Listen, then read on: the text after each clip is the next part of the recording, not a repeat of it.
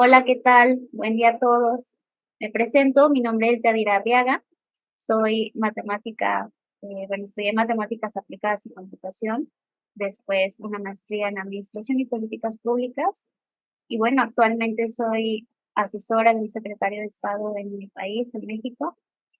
Entonces, bueno, pues hoy voy a tener el gusto de compartir con ustedes acerca de la diferencia entre el asistencialismo y la acción social. Entonces, el objetivo de este taller es que entendamos esa diferencia, que la podamos posicionar en medio de las acciones que como individuo o comunidad realizamos por la sociedad y bueno, pues que podamos desarrollar un ejercicio pues con con nuestra propia experiencia y en nuestras comunidades. Entonces, bueno, pues les platico un poco. El asistencialismo tiene sus orígenes desde Babilonia, desde Atenas, ¿no? En los que, pues, se distribuía el trigo en tiempos de mayor escasez, pero se tomaban estas medidas transitorias con fines políticos. Pues con esto se impedía que hubiera revueltas, que bueno, sostenía la dinastía, ¿no? Del imperio, y además, pues, se impedía que el gobernante fuese derrotado, ¿no? En este sentido, pues se utilizaba el alimento como con fines políticos para sostener a los ciudadanos en medio de esta dependencia, ¿no? Del gobierno. Entonces, bueno, pues esto ha sido, pues, realmente la política de todos los gobernantes a partir de que pues, se descubre, ¿no? Que es un medio de control para la sociedad, el alimento, los servicios y todo lo que constituye eh, en las necesidades de las personas para desarrollarse, ¿no? Como individuos, en medio de una familia, en medio de una sociedad. Y bueno, pues lo que hace el asistencialismo, ya analizado en los últimos tiempos, es que mantiene las condiciones de pobreza, ¿no? Si nosotros entendemos la pobreza como, como esa carencia, ¿no? de necesidades básicas de las personas, el acceso a la salud, el acceso a la educación, el acceso a servicios básicos como el agua potable, el saneamiento, ¿no? Pues en realidad ha sido vista sobre todo la pobreza en el ámbito económico, pero también ha sido estudiada recientemente, ya más recientemente, perdón, eh, en las cuestiones sociales, ¿no? ¿Qué implica el que una persona no tenga acceso a los bienes básicos? Y esto, bueno, pues nos ha dejado ver cómo no solamente el individuo carece de estas necesidades e lo impacta físicamente, ¿no? Sino que también lo impacta a nivel psicológico, a nivel social, ¿no? Porque no se desarrolla como otras personas que sí tienen acceso lo hacen, ¿no? Entonces, en ese sentido, el asistencialismo lo que trata es de controlar esa pobreza, de utilizarla para fines políticos, para fines económicos, para fines del control del poder, ¿no? Entonces, pues de alguna manera también obstaculiza la movilidad social, porque no le otorga a las personas capacidades para desarrollarse, sino que les permite mantener esa condición. Después vamos a ver algunos ejemplos del asistencialismo, pero en un sentido estricto está ligado a una problemática de cómo enfrentan, ¿no? Cómo enfrentan los gobernantes el control de la economía. En ese sentido, las nociones de pobre o de situaciones de pobreza responden a determinadas concepciones con una doble lógica. Por un lado, pretender asignarles un origen natural, es decir, el pobre es pobre porque así lo quiere, y por el otro lado, obstaculizar la comprensión de los factores causales. O sea, no nos importa qué genera la pobreza, sino el mantener esa condición porque es necesaria. O sea, yo como gobernante, digamos, hablando de una democracia como la que se vive en nuestros países, eh, como gobernante o como aspirante a gobernante, ¿qué le voy a ofrecer a la gente si ellos están bien, ¿no? ¿Cómo voy a mantener mi campaña, por así decirlo, cuando me acerco a la sociedad, cuando sus necesidades están cubiertas? Yo como gobernante, pues a lo mejor no tengo tanta imaginación para explicarles qué podría ser lo que yo voy a mejorar, ¿no? Porque se vuelve más sencillo, digamos, prometer, ¿no? En términos de mejor educación, mejor acceso a salud, eh, mejorar la economía, ¿no? Como cuestiones muy abstractas, porque en realidad, pues, digo, para la gente eso puede no significar nada o puede significar lo que el gobernante quiere que yo haga, ¿no? Entonces, los fenómenos de pobreza no responden a causas naturales, tienen un origen social y no afectan a todos por igual. De hecho, existe un creciente control humano sobre esos fenómenos. Ahora, por otro lado, podemos ver también cómo el segundo concepto que se asocia a esta idea de asistencialista es el de la desigualdad, ¿no? El hecho de que hablábamos, no todas las personas tienen la misma condición, me refiero a la condición de pobreza, ¿no? Porque ahora ya no hablamos solamente de pobreza, ahora hablamos de pobreza extrema, ¿no? Porque nos damos cuenta que no solamente hay personas con necesidades, sino que hay otras que en definitiva no se les satisface y además se les perjudica, ¿no? Con otro tipo de mecanismos.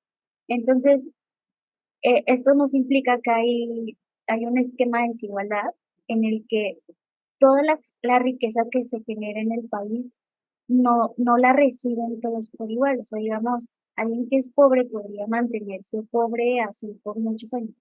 El hecho es que si esa persona que es pobre y otra persona que es rica, en la medida en la que se genera la riqueza del país, la persona rica se vuelve más rica, pero el pobre no avanza.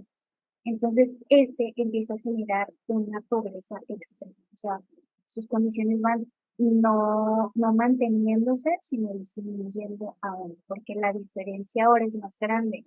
Existen estadísticas de que solamente el 10% de la población en un país concentra el 80 o el 90% de la riqueza.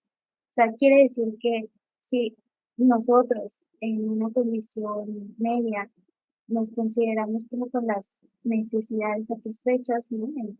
Medianamente, digamos, eh, pues una persona que es pobre definitivamente nunca va a tener acceso a ella porque nunca le va a llegar ese ingreso que se está generando, ¿no?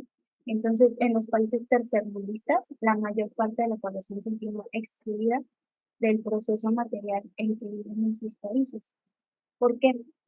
Nosotros lo podemos ver incluso en la tasa de desempleo, ¿no? Es un buen indicador de la desigualdad y de la marginación.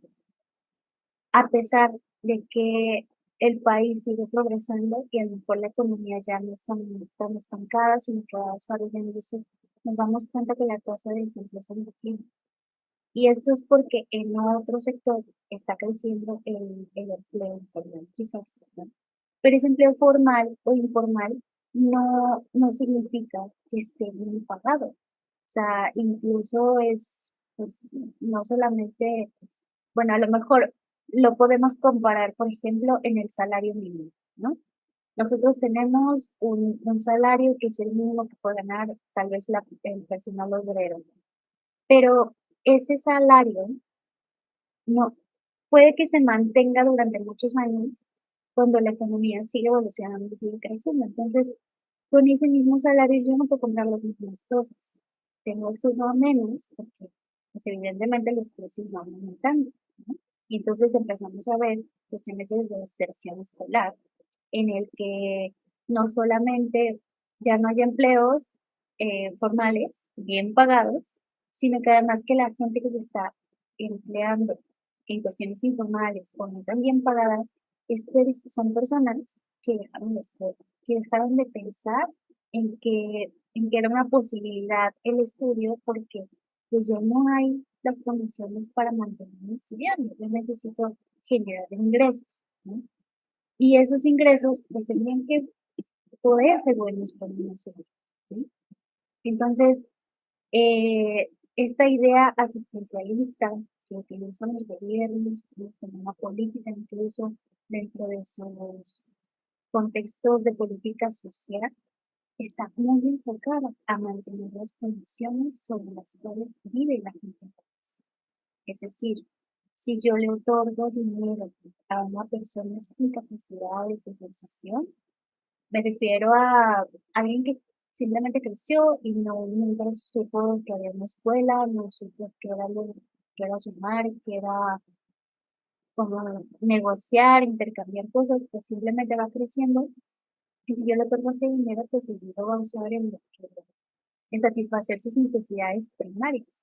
Esas necesidades primarias pueden ser, por ejemplo, el alimento, ¿no? O sea, yo soy pobre, no tengo nada en absoluto, y entonces me dan dinero, pues ¿qué hago? Voy y compro comida, ¿no?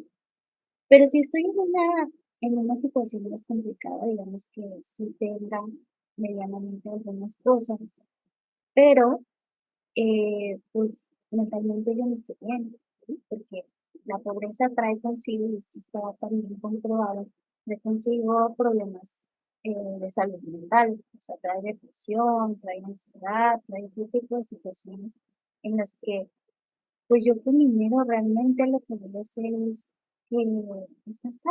gastarlo inmediatamente, yo no lo voy a invertir como para decir, bueno, voy a ahorrarlo, voy a comprar ciertas cosas, o voy a vender, o voy a armar un negocio, porque yo no tengo las capacidades, pues, ni técnicas, ni mentales para poder desarrollarme como esa persona. Por eso es muy importante que, que no solamente sea el darle la ayuda a la persona, a lo mejor hay otro tipo de políticas que dan alimento, ¿no? Pero este alimento pues simplemente no es suficiente porque yo se lo voy a dar a lo mejor, bueno, ya hay unos comedores que quizás mantienen por más tiempo esta ayuda, pero hay otros en los que realmente no, o sea, realmente se les da o bueno, hay incluso grupos, ¿no? Grupos de asistencia en las que van y dan un poco de ayuda, les llevan juguetes a los niños en Día de Reyes. O sea, hay muchas cosas que se hacen, pero son acciones aisladas, ¿sí? O sea, sin un objetivo concreto, sino que se mira por el momento. Y hablando de lo que les decía sobre políticas en las que se les otorga dinero a las personas, ha sido comprobado, se ha comprobado que muchas de estas ayudas pues realmente no le favorecen a la familia, sino que al contrario, empezamos a ver eh, cómo aumentan los beneficiarios de sus proyectos o de sus programas, no porque estén favoreciendo. De hecho, no hay indicadores de impacto sobre esos programas. Lo único que nos dicen es, ahora se favoreció a 300,000, ahora 500,000, ahora estamos cerca del millón. Entonces, siempre estamos aumentando esos beneficiarios y esto tiene que ver con que no se les están dotando de capacidades. O sea, realmente lo que les estamos haciendo es generando esa dependencia al ayuda, ¿no? ¿Y cómo lo podemos notar? Porque ya no solamente es el papá el beneficiario del programa, sino que ahora es el hijo, y después el hijo, el hijo, ¿no?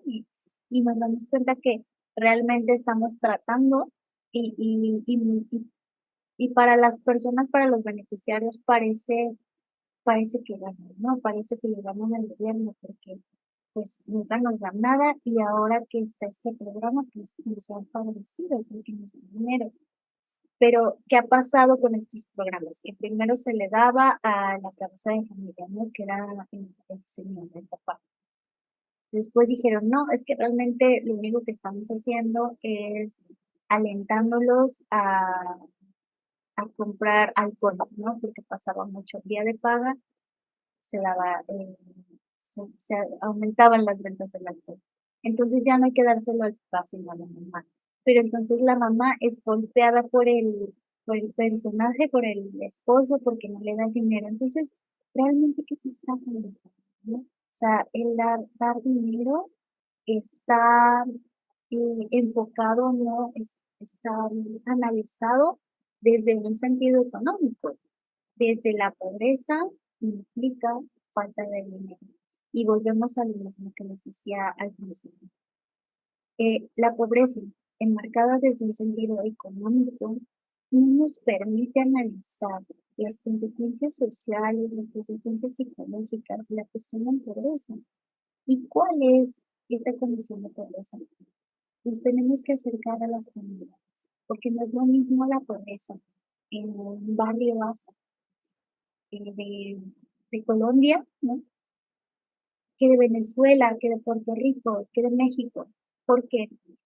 Porque si ustedes me lo preguntan, mi familia viene de un esquema de pobreza y en ese lugar ser pobre no es lo mismo que para la gente que lo ve de la ciudad, porque en medio de esa pobreza que les llamaría la citadina, de un pueblo, digamos, la persona vive bien.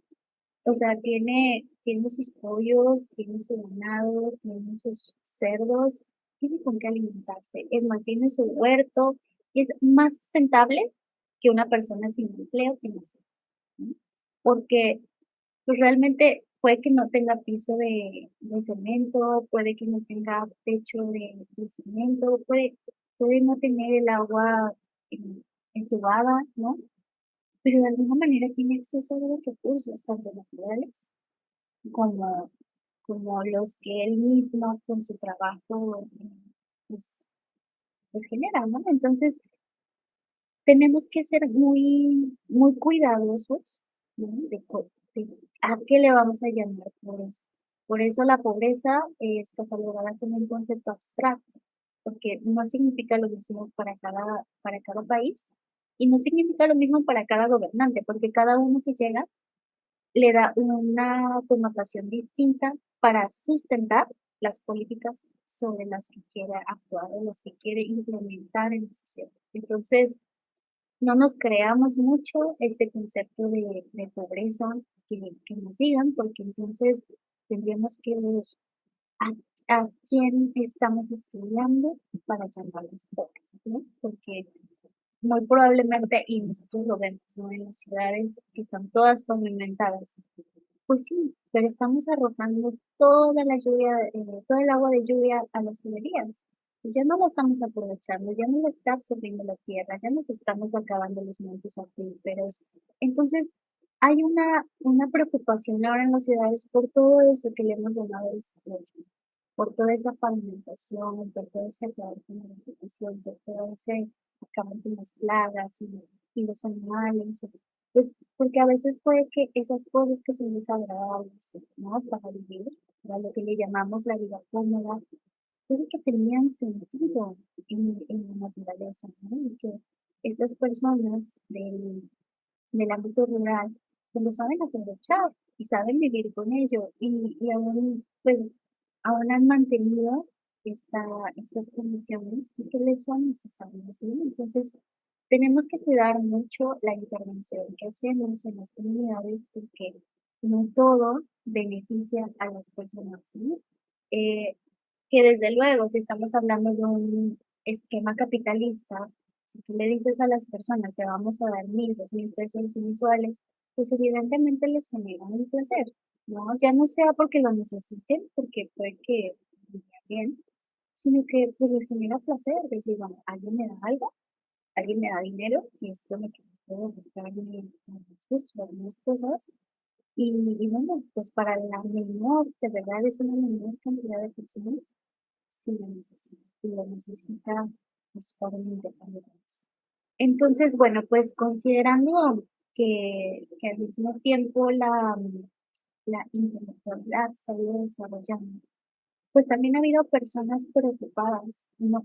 Por ese tipo de cuestiones, que no solamente es el dar dinero por dar dinero, ¿no? Sino que está generando. O sea, surge un nuevo tipo de estudiosos, de investigadores, que no solamente se preocupan por mantener las conductas, ¿no? Esto de normalizar, sino que viene ya un estudio crítico de las situaciones, de todo lo que se hace, ya sea por el gobierno, ya sea por la sociedad.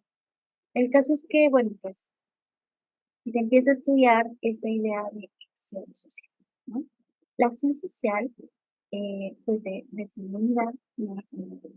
Como la definen los sociólogos, que son los primeros que empiezan a estudiar junto con los científicos políticos, empiezan a preguntarse, ¿no? ¿Cuál es la idea de darle dinero a las personas? ¿Cuál es la idea de construirles pavimento? ¿Cuál es esta idea? ¿Cuáles son los resultados que nos dan a partir de eso? ¿No? ¿Por qué se mantienen los pobres si nosotros nos hemos empeñado en hacer políticas para ellos? ¿No? ¿Por qué se mantienen? Entonces surge una definición, nos hace ver sobre la acción social, que hay cuatro tipos, que son, el primero es el racional, con, con objetivo de fines, el racional por valores, el tradicional y el afectivo, ¿no? Entonces, ¿cuál es este sentido? O sea, nosotros, el racional con fines es cómo le voy a hacer para generar este fin, ¿no? El otro es cómo voy a mejorar las condiciones relacionadas con valores. Cómo voy a mejorar las condiciones manteniendo estos valores, manteniendo, ¿no? Lo que les hablaba ahorita, el valor que tiene la comunidad o cómo sus corrientes de pensamiento, cómo ellos reciben la ciudad, ¿no? El otro es el tradicional, que es, pues bueno, todo eso que ya sabemos que funciona, que ya sabemos que es bueno, que las personas estudien, que es bueno que las personas tengan acceso a seguridad social, que es bueno que las personas se empleen. Todo esto, lo tradicional, pero un poco medido, ¿no? Un poco estudiando su impacto. Y eso ya es otro tema, pero es muy, muy bonito el tema de la evaluación de programas o de proyectos, el cómo saber que un proyecto está bien diseñado, que está bien implementado y que está dando resultados, ¿no? Y el otro es el afectivo, que es simplemente todas estas acciones que hacemos porque tenemos pues, un cierto tipo de afinidad o de afecto hacia las personas, ¿no? Entonces, bueno, la acción social surge como respuesta al conflicto entre las necesidades y los recursos que se tienen, ¿no? Eh, para poner un ejemplo, tal vez el gobierno pueda dar dinero a las personas, pero puede surgir alguien que diga, bueno, ¿y qué están haciendo con ese dinero? Vamos a ayudarles a poder invertirlo, a pensar cómo hacer, en qué gastarlo, tal vez, cómo administrarlo, ¿no? Entonces, ahí surgiría un momento interesante, ¿no? Que dijera, pues bueno, no solamente es el recurso, sino cómo está cubriendo ese recurso que sus necesidades. Y esto involucra ya otro concepto de la acción social, que es la intervención intencional, ¿no? Yo tengo una intención de mantener, de modificar o de transformar una realidad, ¿no? Y esto, pues evidentemente es como hacia el común.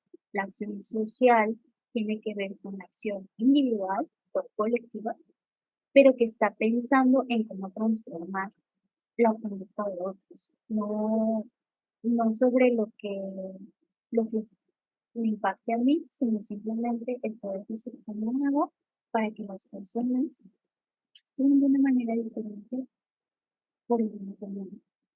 Entendiendo que el asistencialismo no está diseñado para lidiar con las causas reales de los problemas. Les voy a dar algunos ejemplos, aunque se los fui adelantando, ¿no? Por ejemplo, un programa de alimentación, ¿no? Que pues está desarrollado para poder otorgarles buena alimentación a los niños. Hace muchos años acá en México se implementó un programa de desayunos escolares. Entonces se hacía una alianza, ¿no? proveedores de leche, me parece que en ese tiempo, bueno, no voy a decir marcas, con proveedores de leche y proveedores de galletas, me parece que era pan dulce, ¿no? Eh, y bueno, se les otorgaba a los niños en las escuelas, normalmente en las primarias, me parece, y no sé si secundarias, se les otorgaba una leche en cuarto, de un cuarto de leche, y eso, ya fueran unas galletas o un pan dulce. No sé qué piensen ustedes de eso, pero ¿qué le beneficia a un niño tomar leche azucarada más un pan dulce como desayuno?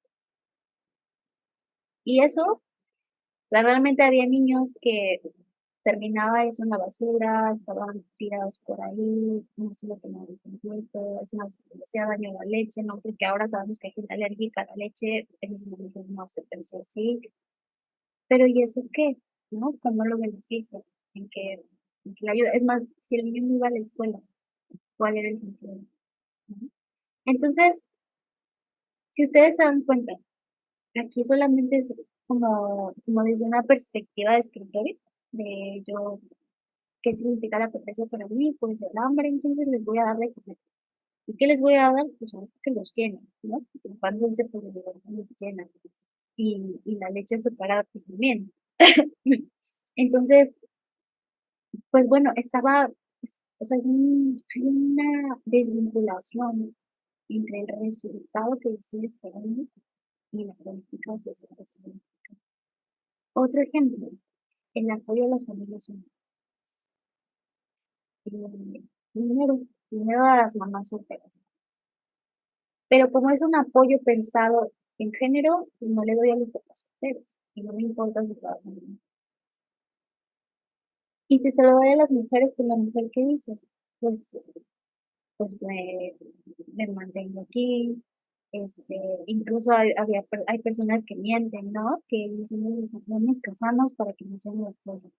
Y entonces, eh, sucede una cosa que es muy característica de los países que generan este tipo de políticas, que es que una sola persona está inscrita en 5 programas diferentes, porque soy una soltera, porque vivo en tal zona, ¿no? Que es vulnerable, pero además tengo una discapacidad, pero además, entonces, estoy desempleada, y a lo mejor quiero estudiar y me inscribo en una beca. O sea, resulta que yo me sostengo todas esas ayudas y de 1,000, 2,000 pesos. Bueno, es que les hablo de pesos, pero yo me imagino que allá es mucho más. Digamos que, bueno, no me sé la conversión, pero hablemos de dólares, ¿no?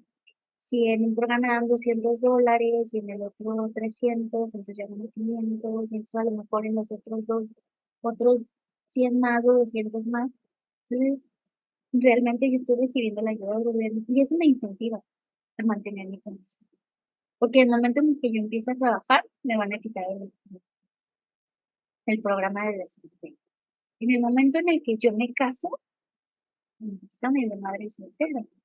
En el momento en el que yo decido ya terminar mis estudios, pues, y así, si se dan cuenta, me conviene a mí como individuo mantener mi condición para poder tener esa ayuda.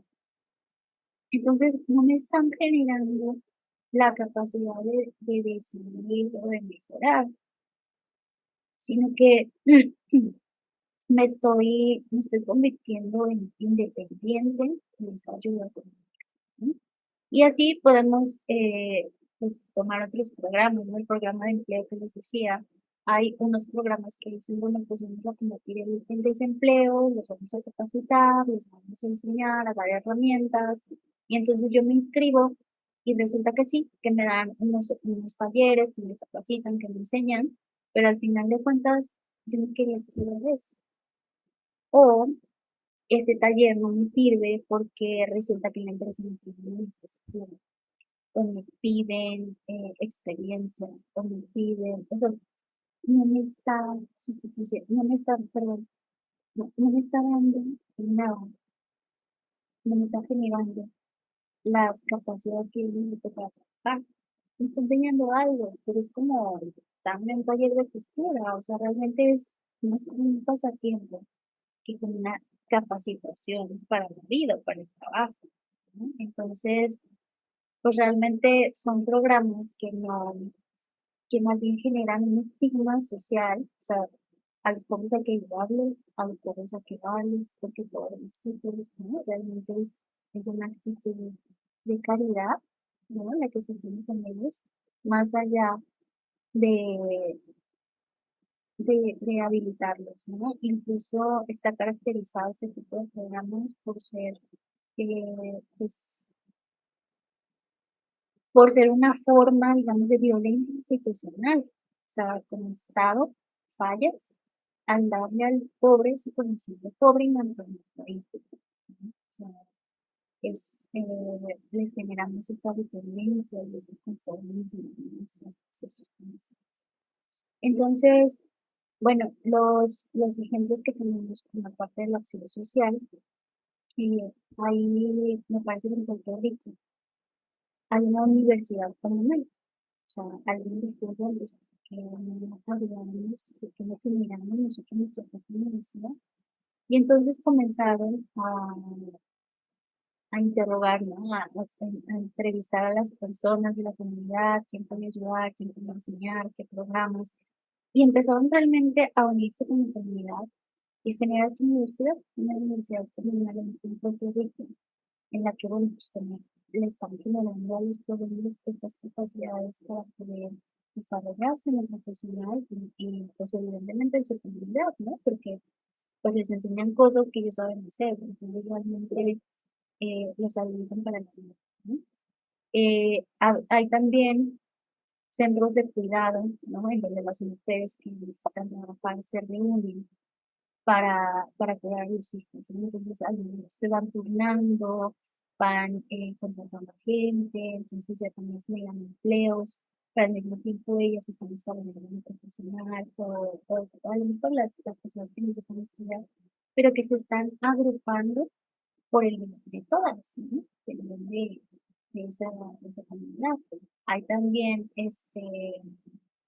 organizaciones de pescadores, las campañas de reciclaje, o sea, realmente son, bueno, si ustedes lo miran y lo vamos a ver más adelante en el ejercicio que les tengo preparado, pero lo que hace el tipo de la acción social es que tiene un objetivo claro y ese objetivo beneficia a la sociedad, no me beneficia a mí como gobernante, no me beneficia a mí como persona.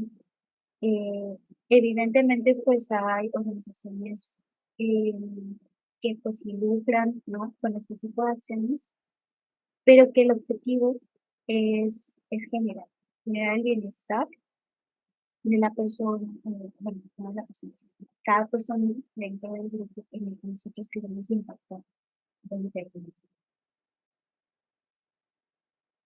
Entonces, bueno, pues les voy a contar un poco acerca de cómo desarrollar una propuesta en medio de su comunidad en la que ustedes tengan la oportunidad de incidir, ¿no? Entonces, vamos a hablar, sí, aquí.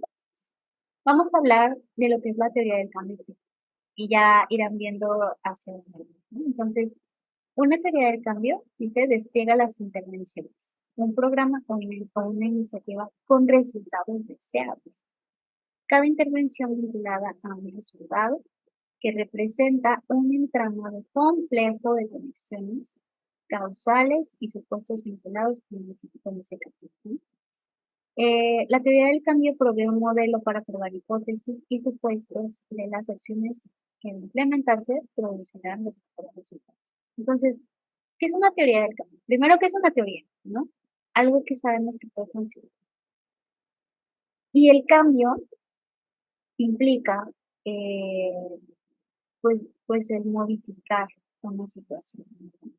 Entonces, la teoría del cambio de una acción que yo realizo en este caso hablando de política pública, hablando de acción social, hablando de proyectos. Mi teoría del cambio es, ¿qué me dice la teoría acerca de lo que yo quiero instrumentar? Es decir, la teoría del cambio de un programa de alimentación sería, si yo alimento a las personas, dejan de ser pobres. No sé si les parece lógico, interesante, chistoso, porque puede ser. Pero esa es la teoría sobre la cual se sostiene ese programa. Entonces, ahí, en esa teoría, es en donde entra mi espíritu crítico. Oye, pues no dejan de ser pobres, porque hace falta también que estudien, hace falta también que tengan acceso a servicios, hace falta también, ¿no? Entonces, empiezan este tipo de situaciones. ¿Qué estamos notando? Que el programa no está considerando las razones causales por las cuales existe la pobreza o esa persona es pobre. Entonces, mi teoría del cambio es lo primero que yo tengo que averiguar para poder instrumentar alguna intervención. Sí. Em, Entonces, ¿qué necesito para construir una teoría del cambio? Necesito identificar mis metas y mis supuestos sobre los cuales se sostiene mi resultado a largo plazo. O sea, ¿qué quiero lograr con esta intervención? ¿No? Segundo, elaborar un encadenamiento hacia la meta, estableciendo los requisitos y las precondiciones necesarias. O sea, mis causas, un nota un verso. O sea, ¿cómo sería si voy de atrás, de adelante hacia atrás? O sea, ¿qué pasaría si yo no le doy a esta persona esto? ¿No? ¿Qué condiciones van a tener? Necesitamos explicar esos supuestos. Para todo esto, la verdad es que de lo que más carecemos es de investigación. O sea, yo no me puedo aventar a hacer una intervención sobre un espacio, sobre una comunidad que no conozco, a la cual no me he acercado. Hay muchos métodos de recolección de datos que tienen que ver con las entrevistas, con los grupos de enfoque, con las entrevistas a profundidad, ¿no? Hay muchos métodos sobre los cuales uno puede basar para recolectar la información que necesita y que realmente yo esté trabajando sobre evidencia, ¿no? No sobre evidencia solamente teórica, porque también la teoría me ayuda. Hay muchos estudios ya, ¿no? Psicológicos, económicos, sociales, sobre las comunidades, pero también tenemos que ver qué personas están, ¿no? ¿Cómo voy a tener ese acercamiento a las personas y poner de primera eh, el, el aspecto humano, ¿no? De hecho, la acción social se surge en medio de esta lucha por, por defender y por mantener los derechos humanos. Tenemos que proponer estas intervenciones estratégicas para lograr ese cambio y desarrollar indicadores. De verdad, esto es de lo más importante en la vida, de lo que no se puede medir, no se puede medir. Entonces, si yo no sé cómo está una determinada comunidad, luego hago mi intervención. ¿Cómo concluye? La verdad es que yo no voy a conocer el impacto de mis acciones. Por eso les hablaba ahora de la evaluación, ¿no? Es muy importante evaluar que estas intervenciones realmente estén produciendo el cambio que yo quiero hacer, ¿no? Después, pues revisar la calidad que debe responder a estas tres preguntas básicas. ¿Es plausible? ¿Es factible?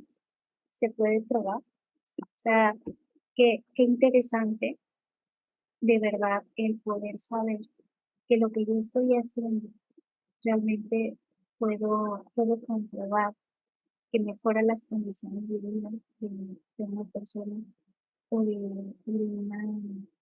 una comunidad, ¿no? El hecho de que sea plausible, o sea, el hecho de que la gente lo reciba bien, porque si al final de cuentas les voy a mejorar el camino, según yo, y solo que los representantes del pueblo me dicen, no, es que también está bien, es que por ahí pasan muchas carretas, es que no, para que nos quieres construir ese puente, no, es que realmente para quien esté manejando, ¿no? Para quien esté realizando esa acción.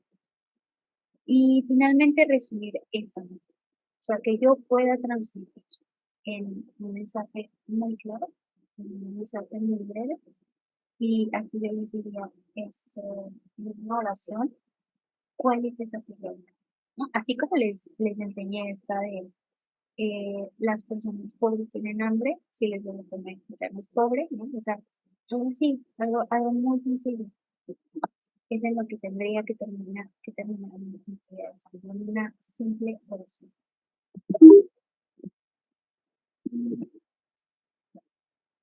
Ahora, lo que yo les voy a invitar a hacer en este taller es a construir un árbol de problemas acerca de una situación que ustedes hayan visto en su comunidad. Lo primero que, que tenemos que hacer es este diagnóstico, ¿no? Que vemos al lado izquierdo, es, bueno, ¿en qué podría yo beneficiar a mi comunidad? ¿No? Entonces, vamos a ver primero una definición del problema. Para definir un problema, nosotros tenemos que tener el sujeto, o sea, digamos el que se tenemos, la afectación y la magnitud. Entonces, ¿cómo se está afectando mi sujeto y en qué magnitud? La magnitud es algo que yo les decía ahorita, necesitamos saber, pues, o sea, necesitamos medir el problema, porque si no, entonces, realmente, si yo les digo, en Colombia hay muchos pobres, tenemos que ayudarlos, pues no sabemos en realidad que pues, muchos, ¿no? Si yo les digo el 80% de la población de Colombia vive en pobreza, entonces es un problema. Es algo que está medido y que es bastante, ¿no? Eh, entonces la definición de mi problema tiene que tener siempre magnitud, siempre. A pesar de que estamos muy acostumbrados a enunciar los problemas como una situación desagradable. O sea, mi formal hoy es un problema o no es un problema. Bueno, es que me va mal 28 días del mes. Bueno, sí es un problema, porque te va mal. Ah, pues porque, ¿no? O sea, empezamos a evaluar la gravedad con base en esa magnitud. Entonces, lo primero que vamos a hacer es a construir nuestra definición de problema, pero considerando estos tres aspectos, que hay un sujeto que es afectado en cierta magnitud, ¿no? Entonces tendremos nuestro problema central.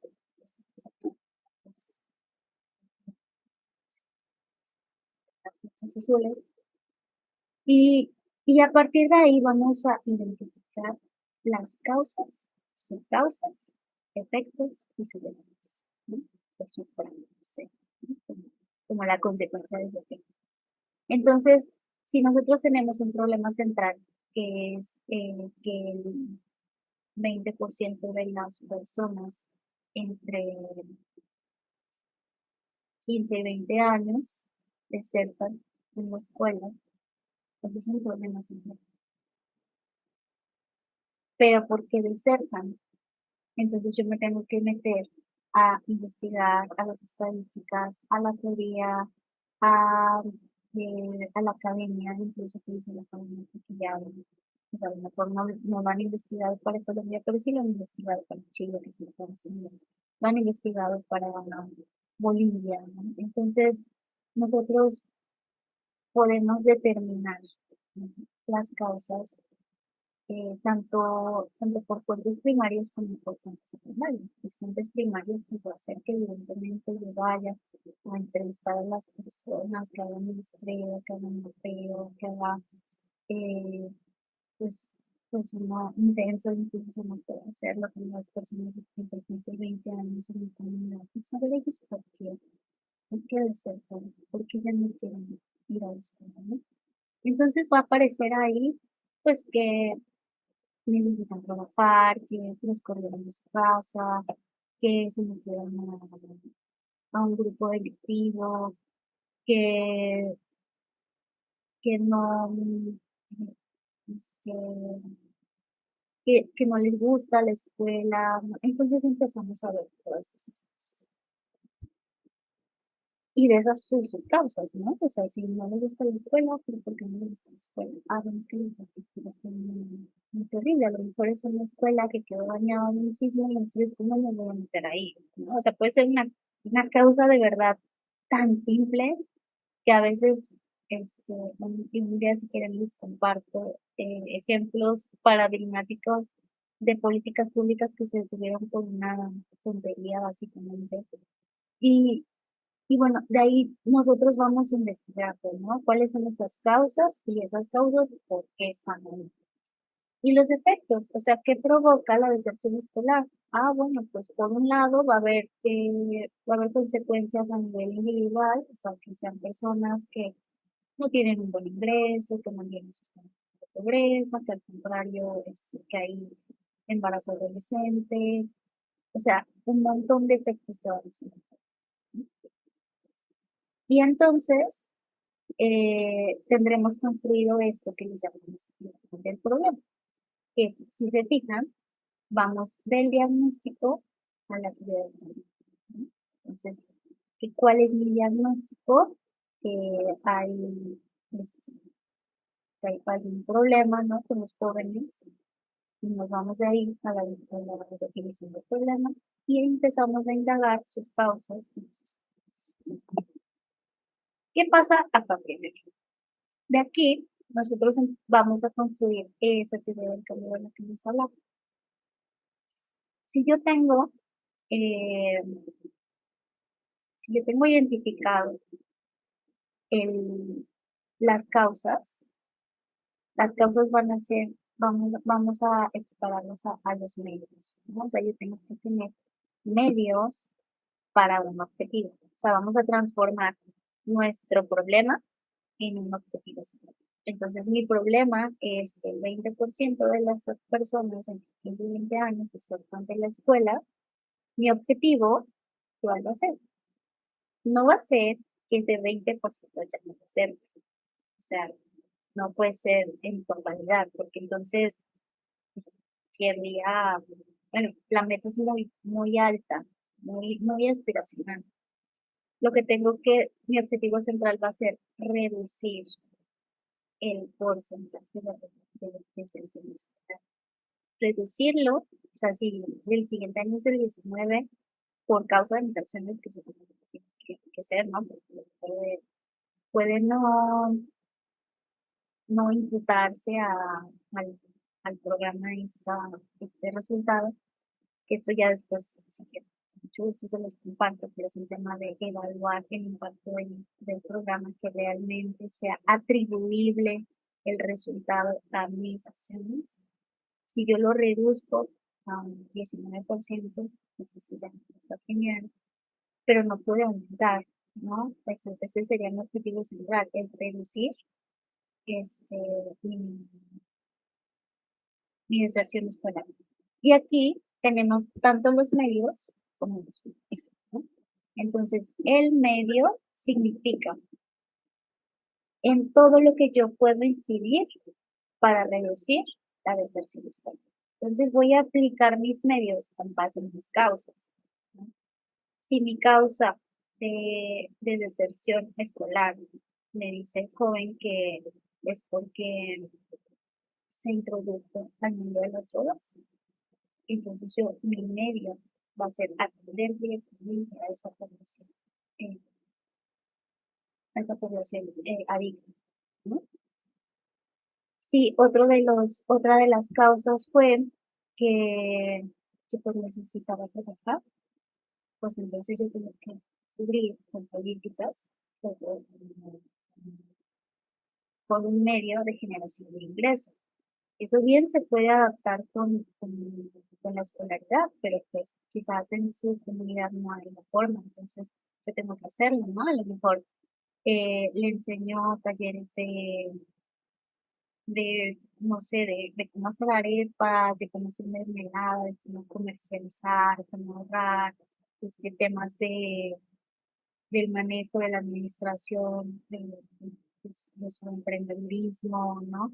Entonces, yo ahí estoy identificando las causas y para cada causa voy a generar un medio. Y si no lo puedo hacer, puedo hacerlo al menos en uno, ¿no? O sea, a lo mejor el 10% de las personas que desertan lo hacen porque tienen que generar ingresos. Entonces, si yo genero ahí una intervención para enseñarles a emprender, pues eso muy probablemente me va a reducir al, este, al 18% de deserción. ¿Sí me dan cuenta? O sea, realmente aunque yo ataque solamente una causa, si esa causa es relativamente representativa, pues lo que voy a hacer es a producir y mi objetivo central es un mejor. Entonces, bueno, a partir de esta teoría del cambio, bueno, y eso evidentemente se va a reflejar en los fines, ¿no? O sea, si yo veo que el tema de la adicción, ¿no? De la adicción me llevaba hacia, hacia una consecuencia que era una salud mental precaria, ¿no? Pues, o a suicidios incluso, pues yo tengo que ver que en el fin esa estadística también se reduzca. O sea, yo no solamente estoy atacando el problema central, sino que estoy atacando los efectos de ese problema, ¿no?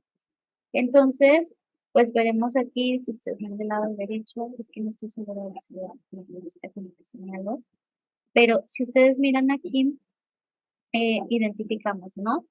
Nuestras intervenciones aquí estarán girando sobre nuestros supuestos, que nuestros supuestos, estos supuestos pueden salir de la teoría, o sea, sí pueden salir como en el tema de la pobreza, que pues no tienen acceso a servicios, a bienes básicos, todo eso puede estar ahí abajo, incluso en el tema de la deserción escolar que les estoy poniendo de ejemplo, pues podemos ver que también me lo dijeron los jóvenes en la entrevista, pero que un tema puede ser que las familias homoparentales o las familias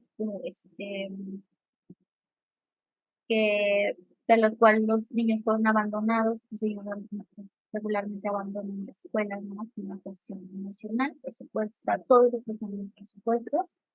Las intervenciones son pues aquellas acciones que se desarrollan a partir de nuestras causas identificadas.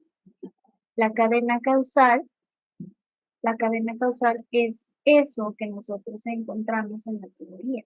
O sea, el hecho de que una persona haya sido abandonada le produce un sentimiento de menosprecio y ese sentimiento lo hace pensar que es incapaz y entonces es incapaz y no quiere estudiar, ¿no? O sea, toda esa es la cadena causal. O sea, hay varias razones por las cuales una persona decide no terminar la escuela. Pero si mis intervenciones están sustentadas en esa cadena causal, nosotros podemos esperar resultados internos, resultados en los que evidentemente vamos a lograr que este problema que nosotros estamos identificando se disminuya. Y finalmente, pues estos resultados, estos pequeños resultados, como hacen nuestros medios, vamos a ver un resultado a largo plazo. Entonces, le había puesto las flechitas, pero no me acordaba. Justo, ¿no? Tenemos que nuestro objetivo central son esos resultados intermedios, nuestros medios están dados con nuestras intervenciones están dados con esos medios que identificamos y finalmente tenemos un resultado.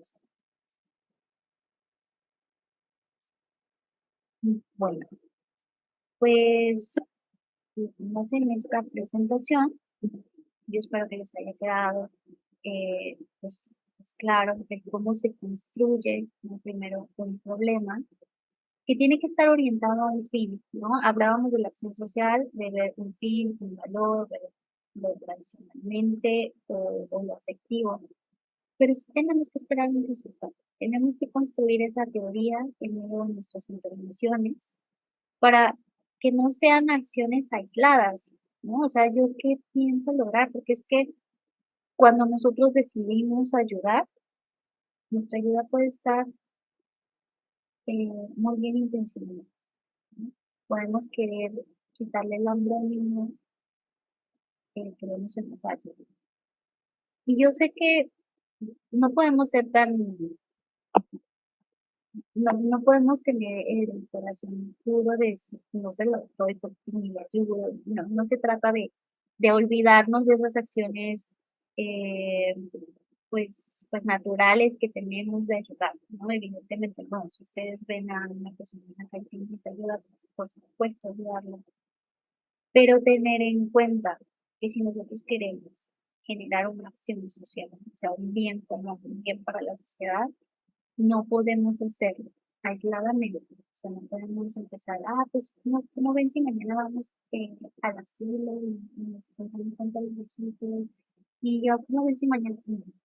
Cuando nosotros queremos impactar a la sociedad o con una acción social, evidentemente va ligada a una acción que va a capacitar y habilitar a las personas para mejorar su vida. Entonces, pues esto proviene, tiene que haber un análisis, tiene que haber investigación, tiene que haber cabeza para imaginar, para, eh, para proponer, ¿no? Acciones que realmente otorguen a las personas la capacidad de mejorar, ¿no? Entonces, pues bueno, yo les propongo que con base en esto que vimos en la clase de hoy, construyamos una propuesta hacia su comunidad, que ustedes puedan desarrollarla a partir de lo que ustedes conocen, de a lo mejor un ejercicio de entrevistas que puedan realizar, no sé cuánto tiempo puedan darse para esto, pero si no, pues simplemente con lo teórico, con que ustedes sigan, bueno, pues yo he visto que en mi comunidad hay mucha basura, y entonces eso a veces nos genera conjuntivitis y estamos todos enfermos y alérgicos y todo, ¿no? Entonces, ustedes a partir de eso, pues pueden investigar cuando se han resuelto ese tipo de problemas en el mundo e identificar el árbol del problema, ver qué tan grave es el problema en su comunidad. Si en este momento no lo pueden medir, o sea, que no puedan saber, bueno, el 80% de las calles está lleno de basura, tal vez no lo van a poder medir, pero que sí construyan y que se esfuercen en medir esta, la gravedad del problema, ¿no? Qué tan grave es, a lo mejor cuántos años lleva así, eh, esto lo podemos saber, ¿no? Si sus mamás, sus papás, sus abuelos también vivían la misma situación de la misma forma. O sea, podemos frasear ese problema o la magnitud, a lo mejor no tanto con datos numéricos, pero sí con una conciencia de qué tan grave es el asunto, ¿no? Entonces podemos identificar las causas, podemos identificar esos efectos y ver sobre esas causas qué medios podríamos generar para provocar una intervención, ¿no? Para provocar ese cambio. Y bueno, pues para que tengamos un poco más claro el objetivo de este taller, que era el diferenciar el asistencialismo y la acción social, pues que generáramos un cuadro comparativo en el que pudiéramos eh, enunciar las consecuencias positivas y negativas que cada uno tiene, uno podría tener, a lo mejor relacionándolos un poco, ¿no? Digamos, una fácil que podría ser que el asistencialismo genera dependencia y la acción social genera capacidad, ¿no? Entonces, que hiciéramos este cuadro comparativo para poder ahondar, ¿no? O comprender más ampliamente, más profundamente estas diferencias y que podamos entender incluso la acción social como una inversión, ¿no? Puede ser, le podríamos llamar inversión social y el asistencialismo como una donación. O sea, realmente el asistencialismo está dando cosas sin saber por qué, sin saber para qué, y que muchas veces son utilizadas incluso para fines clientelistas, ¿no? Para ganar votos en una democracia quizás, y no ser utilizados para el bien de la sociedad. Entonces, ver al asistencialismo como una acción con daño y la acción social como esta inversión, una inversión no solamente de recursos económicos, sino también físicos, humanos, eh, técnicos, para poder generar una mejora, un bienestar social, ¿no? Entonces, pues bueno, me da mucho gusto haber compartido con ustedes. Espero que les haya sido de utilidad. De alguna manera, pues por ahí les puedo enviar si ustedes necesitan mi contacto o algunas lecturas de apoyo. Y bueno, pues les agradezco mucho la atención. Les deseo mucho éxito en todo lo que hagan, en todo lo que están haciendo para la mejora de la sociedad, para construirse, constituirse como gente.